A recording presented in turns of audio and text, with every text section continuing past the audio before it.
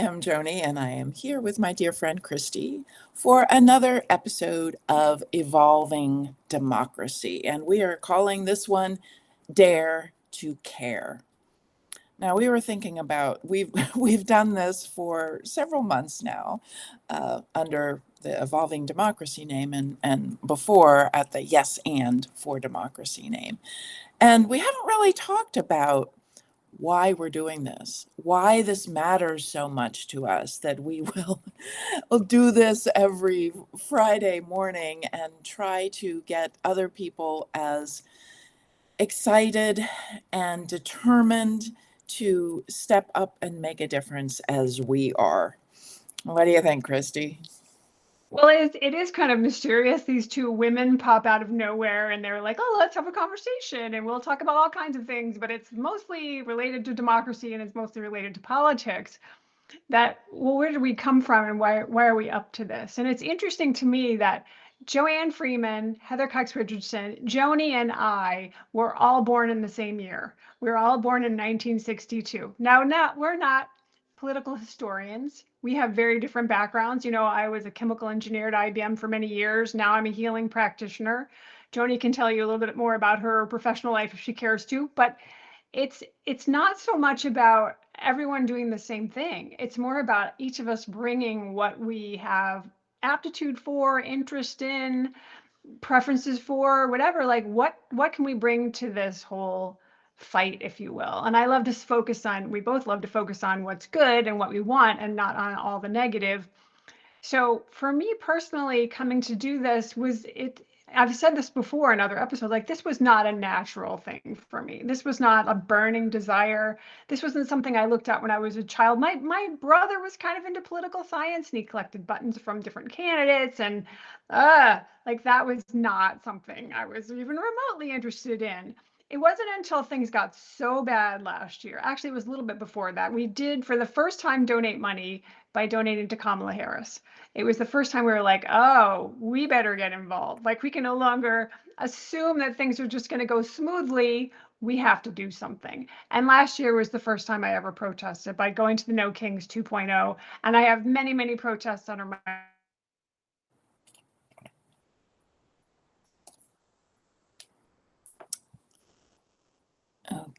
Okay, I don't know if Christy is frozen.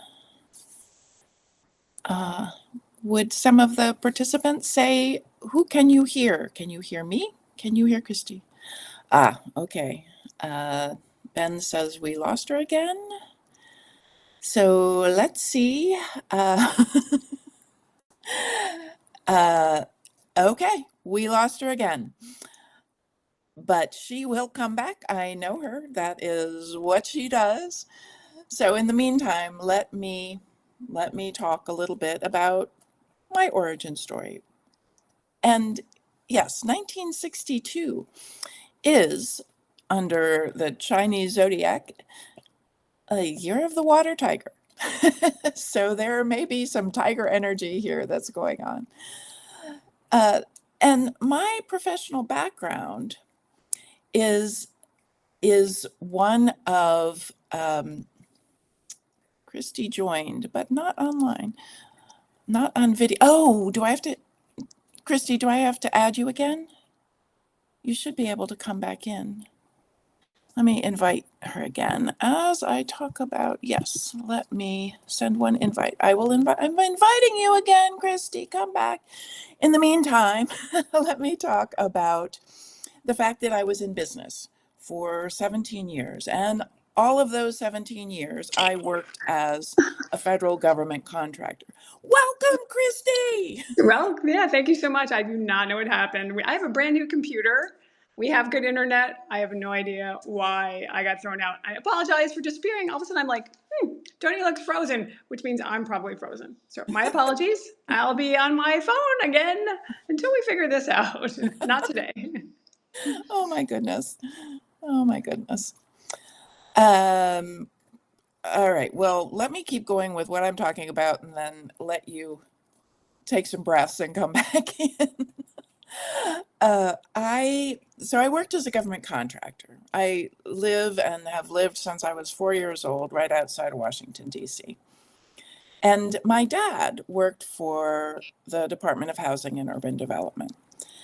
And he was, as had been in World War II, had been in the Korean War, a veteran working for the federal government as an urban planner.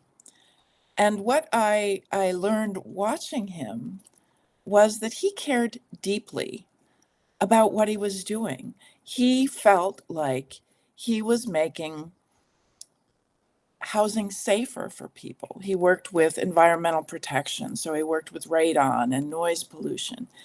And it mattered to him. And it mattered in a way that he would argue with other people who were also caring about the constituents, the people in this country. But there were differences in how to approach that, the best way to do it. But I never doubted that there was at its core this care for what is in the highest good of all, that the citizens of this country deserve something better. They deserve to live in a place that is as good for them physically as it is mentally and spiritually.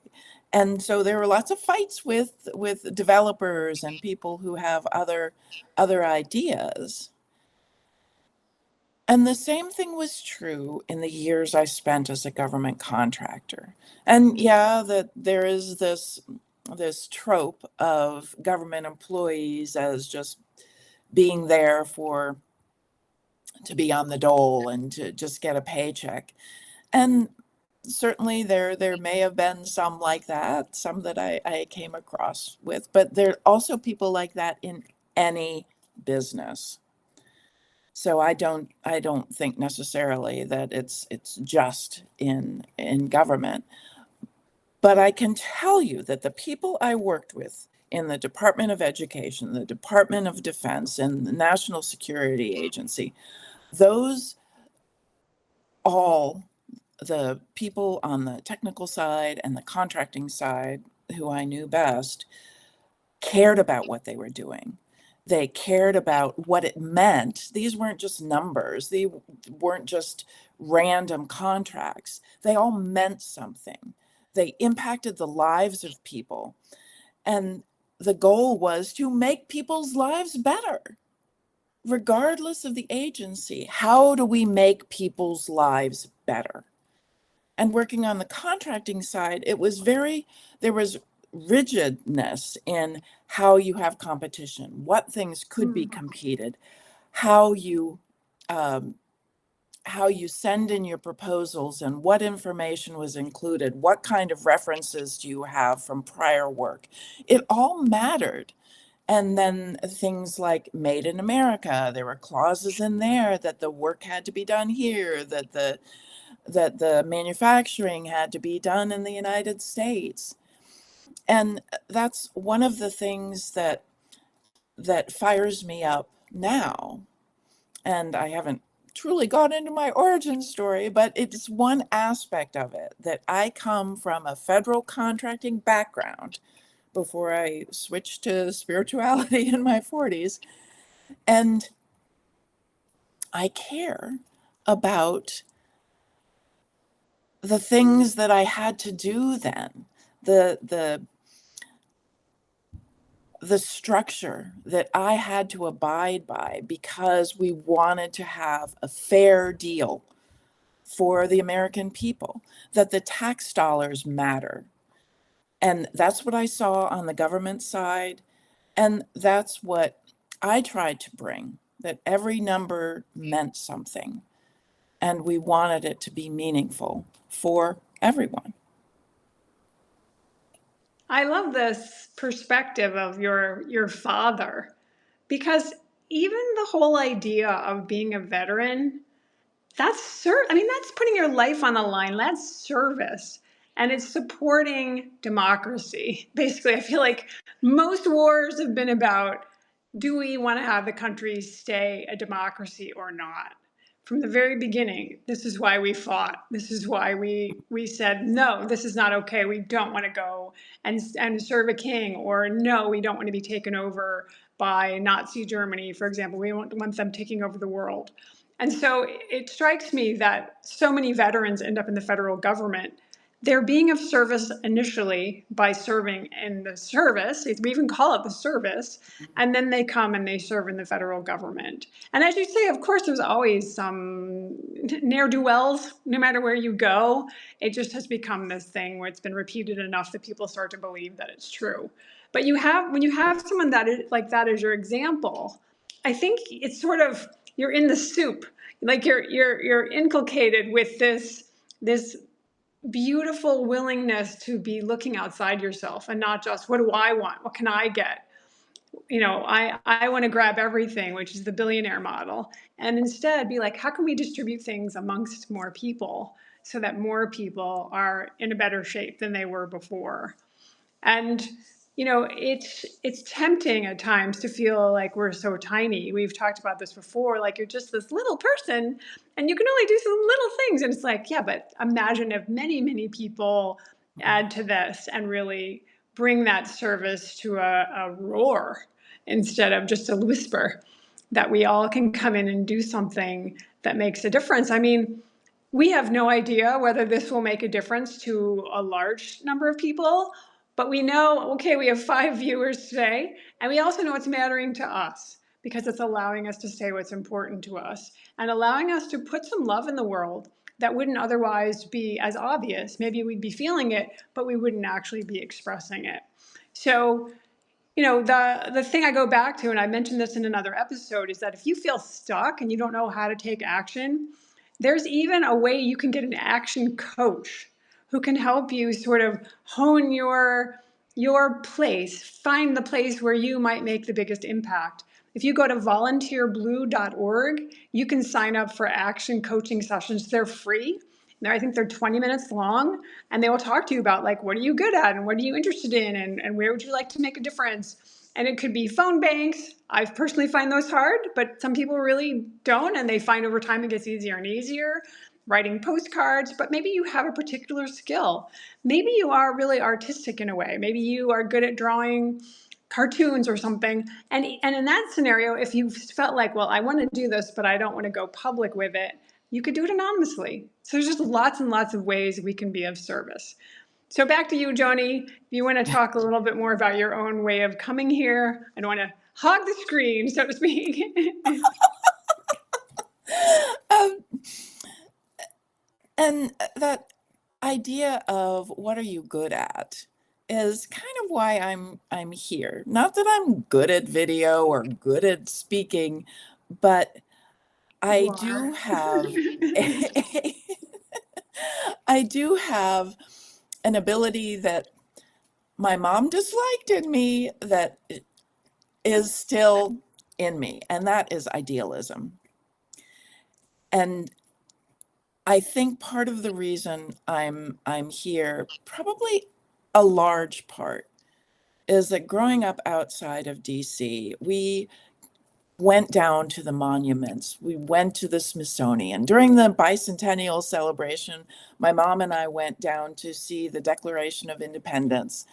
And the guard was asking all the people where you're from. And when my mom said, "Yeah, we're just like 5 minutes up the road here," he laughed because it's like, yeah, it's for us too. It's not just everyone else out of the in the country. It's for us, those who live here. So I've always kind of viewed DC as home, even though I lived in Maryland, and Maryland is still home. I love my little state, but my little blue state, woohoo! Uh, Show off. but the monuments and the majesty got into my little idealistic heart and made me feel like this was such a beautiful country. And growing up with the expansion of civil rights, the first thing I remembered on that I ever saw on TV, I don't know why, was Martin Luther King's funeral. Wow. So even as a little, 5-year-old or whatever it was, there was something about that that drew me.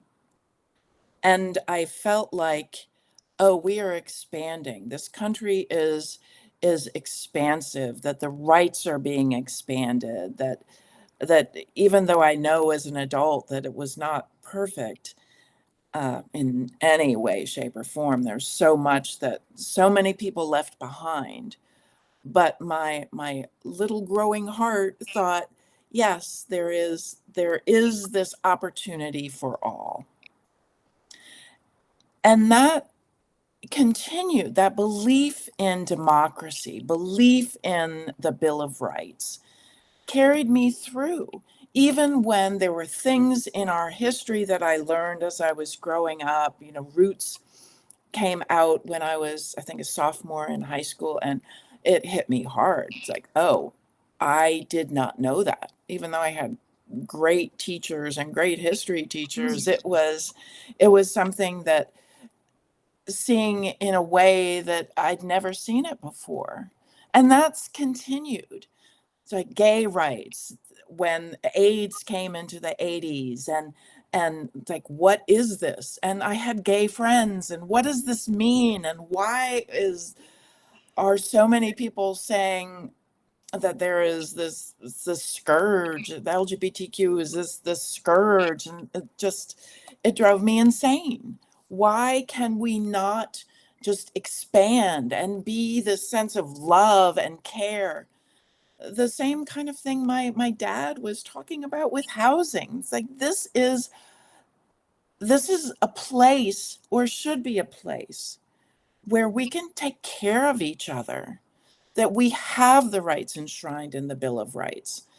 And as I grew and as I got more experience with being a government contractor, and as I left business and went to study pastoral counseling and get into this spiritual realm, why can this not be a country that lives up to those rights, that lives up to the words of the Declaration of Independence? That there is something enshrined in the marrow of this country, that we have an opportunity now to make perfect a more perfect union, that it's never been perfect. There's always been people left behind.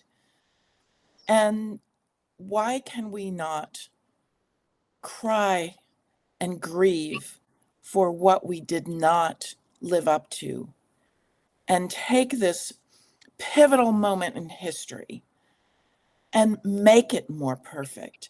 Let people come into this democracy in a way that they can speak, they can have their religion, they can live in a way that lets them thrive. And that's why I'm here. Well, I also share the idealism. We can see and imagine and envision something so much better than what we've had.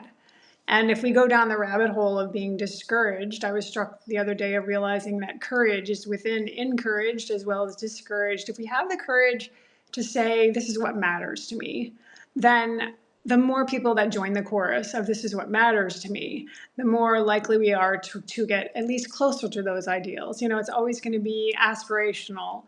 Although when you look at the Bill of Rights, for example, I mean, those were the practical things they wanted to have happen. It wasn't just, oh, we're making something up, and we hope that, it's just a dream.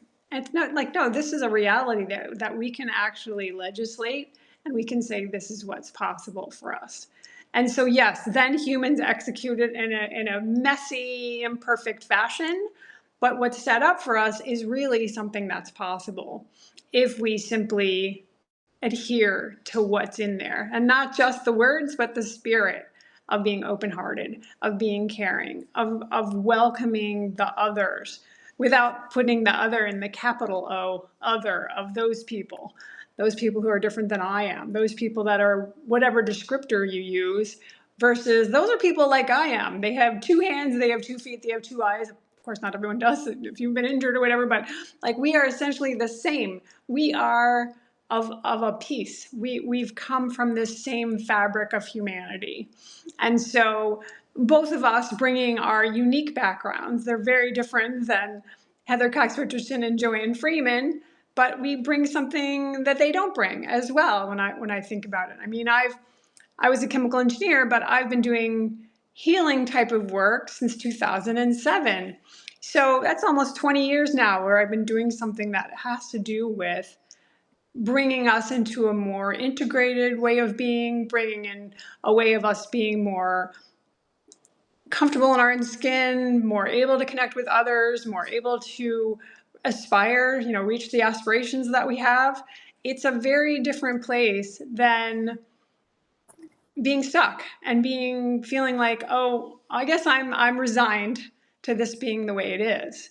The fact that we can see something better is largely why we're here, to be able to just keep saying, come on, let's do this, let's all work together, let's find our way. You bring your thing, I'll bring my thing, let's do this, let's do this, let's do this. Because the encouragement helps us. It helps us have more courage when we see other people going, you know what? I'm just going to come out and say something because I don't feel like I can stand around and not say anything anymore. And you can't see me, but my hands are on my hips now. Yeah, like that. Because I feel strongly about being able to do something even when we're not sure what it's going to do and what's best to do. But again, if you find something, some way to take action, and there's action coaches that can even help you. I mean, for me, I had an action coaching session, and it just felt good to feel like someone was sort of been there before, had sort of followed down this path previously, and she knew she had some options for me that I was just getting my dipping my toe in for the first time. I didn't know anything. And it was just good to feel like someone was there sort of giving me a helping hand, helping me help, if you will. And if we have a chain of people helping other people help, how can that not help influence what's going on? Yeah, I like that. Chain of people helping people help. And getting another perspective about what can be done and what works for you. I don't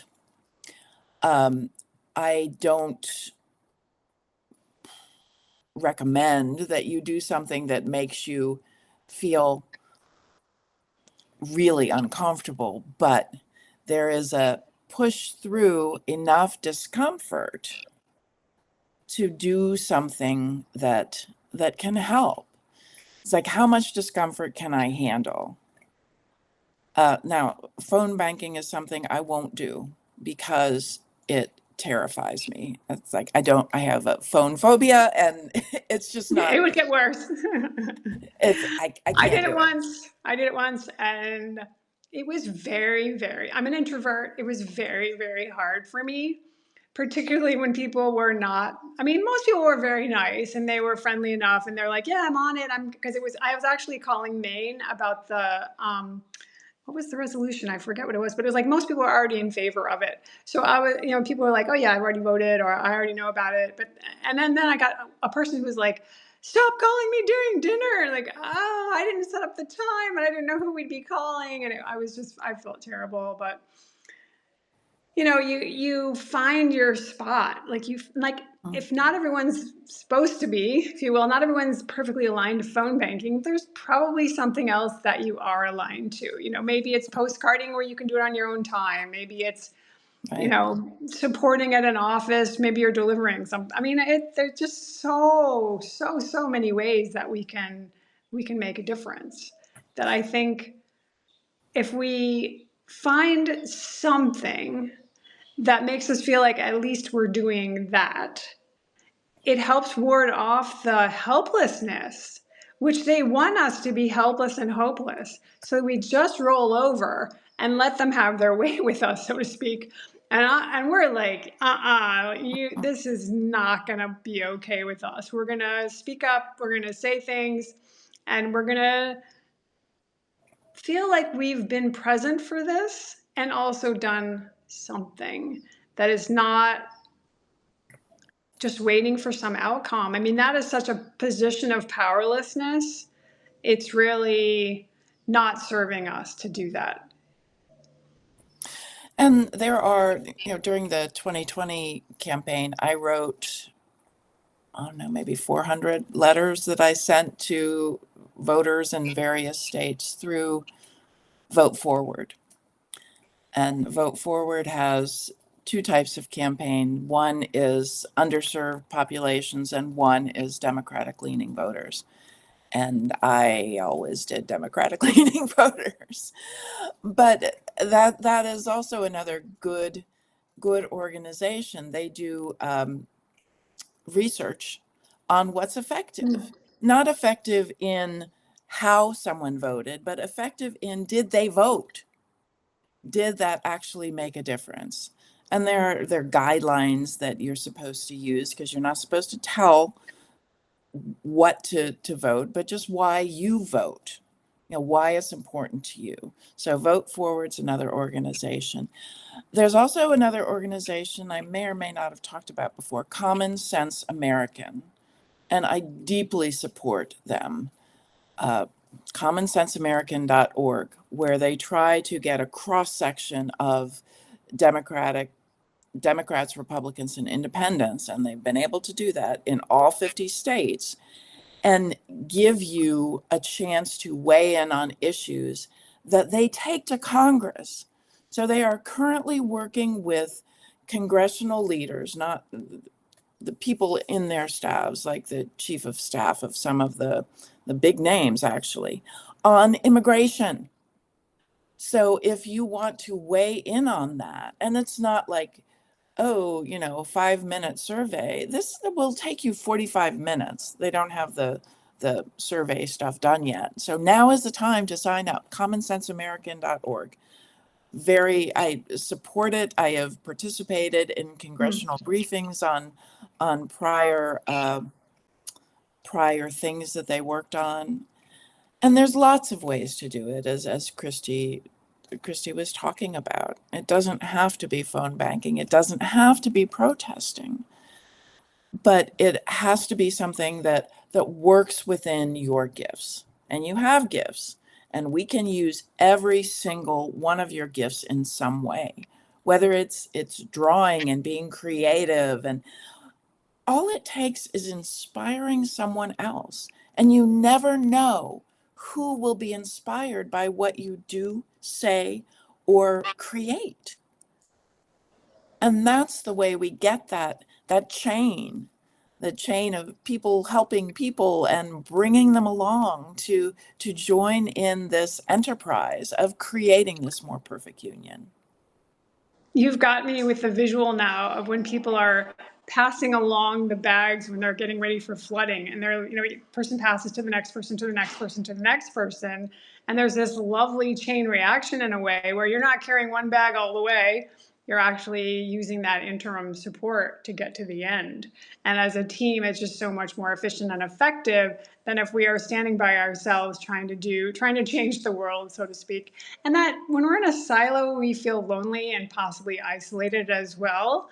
So this community building, I think this is one of the perverse benefits of all this craziness, is how people are coming together in community, how they're starting to really recognize that being together is so much more powerful than being alone. This individualism that's become this cowboy thing in the US is really failing us. And so to come together and say, we the people,